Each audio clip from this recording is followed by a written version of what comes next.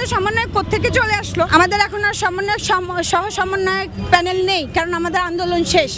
যখন কেউ উঠে বাংলাদেশে, তখন ওই যে ব্যবসায়ীরা, বিভিন্ন সিটি গ্রুপেরা, বিভিন্ন গ্রুপ অ্যান্ড কোম্পানি, ফার্মার লোকেরা তাদেরকে গাড়ি দিয়ে দেয়, তারা গাড়িতে ঘুরে, তাদেরকে ক্যাশ দিয়ে দেয়, তারা ক্যাশ খরচ করে, জনগণ চালাচ্ছে এখন ওদেরকে। হুট করে এত সমন্বয় কোত্থেকে চলে আসলো? ইভেন আমি সঞ্জু চৌধুরীর মানে আমার তখনকার অবস্থান নিয়েও এখন তারা প্রশ্ন তুলছে যে আপনি কে। তা আমি বলবো আসলে এগুলো সুবিধাবাদী লোক। এরা যদি তারা ক্যাম্পাসে করতে চায়, আমরা শক্ত হাতে তাদেরকে প্রতিহত করব। প্রশাসন চায়, আসলে এখানে অনেক কিছু জড়িত, সিন্ডিকেট জড়িত, প্রশাসন জড়িত, শিক্ষার্থী জড়িত, সাধারণ শিক্ষার্থী জড়িত। এখন সাধারণ ভিসি স্যারকে আমরা স্মারকলিপি দেওয়ার পর ভিসি স্যার বলেছে যে যদি সাধারণ শিক্ষার্থীরা চায় যে ক্যাম্পাসে পলিটিক্স মুক্ত থাকবে, তাহলে আমরা ডাকসুকে সচল করে তারপর ক্যাম্পাস থেকে বিভিন্ন দলীয় রাজনীতি মুক্ত করবো। আমরা তো বলি নাই যে রাজনীতি মুক্ত ক্যাম্পাস, আমরা বলেছি দলীয় রাজনীতি মুক্ত ক্যাম্পাস।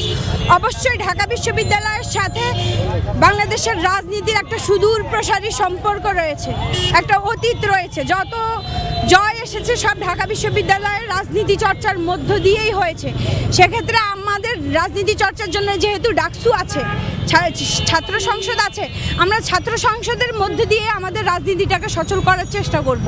আর আমরা শুধুমাত্র এখন ছাত্র সংসদই চাই, বাট আমরা ছাত্র সংসদে যারা নির্বাচন করবে, আমরা সেখানেও কোনো দলীয় প্যানেল থেকে কাউকে দাঁড়াতে দিব না।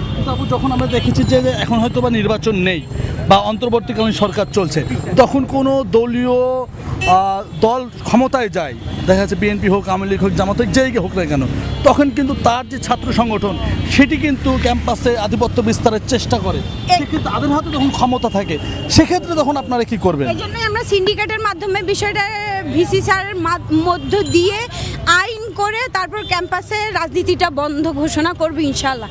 যার জন্য আমরা ভিসি স্যারের সাথে, আমাদের প্রক্টর স্যারের সাথে আমরা বসেছি। আর আমরা আশাবাদী যে আসলে এই আপনি যে কোশ্চেনটা করলেন, এইটা ভেবেই আসলে আমরা আইন করার জন্য একমত পোষণ করেছি সবাই, যে একটা আইন হয়ে গেলে আর একটা চর্চার মধ্য দিয়ে যখন আমরা আশাবাদী যে আরও 3 বছর 4 বছর আমাদের তত্ত্বাবধায়ক সরকার, অন্তর্বর্তীকালীন সরকার থাকবেন। তো এই 4 বছর যদি আমরা সুষ্ঠুভাবে আমাদের ডাকসুটাকে সচল করতে পারি, একটা নিয়মতান্ত্রিক রাজনৈতিক চর্চা করতে পারি, তাহলে আমরা আশাবাদী যে দলীয়ভাবে ক্যাম্পাসে আর কখনোই রাজনীতি আসবে না।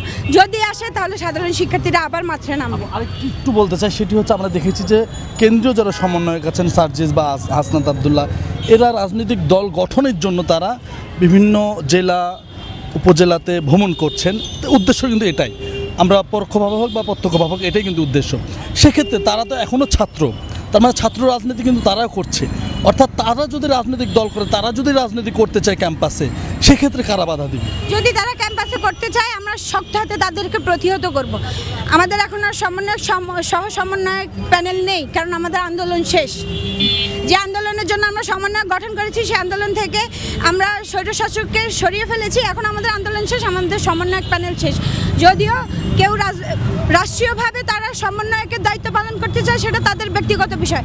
ক্যাম্পাসে যদি তারা রাজনীতি ফেরাতে চায়, আমরা শক্তভাবে প্রতিহত করব। আর পুরো বাংলাদেশ তাদের জন্য খোলা পড়ে আছে। অবশ্যই এখন দেশে একটা রাজনৈতিক দল প্রয়োজন রাষ্ট্রীয়ভাবে। সেই ক্ষেত্রে যদি তারা আসলে, আমি জানি না তাদের উদ্দেশ্য কি, আমি যতটুকু জানি তারা শহীদদের সাথে, শহীদ ফ্যামিলিদের সাথে কথা বলতে গিয়েছে বা রাষ্ট্রীয়ভাবে মত বিনিময় করতে গিয়েছে।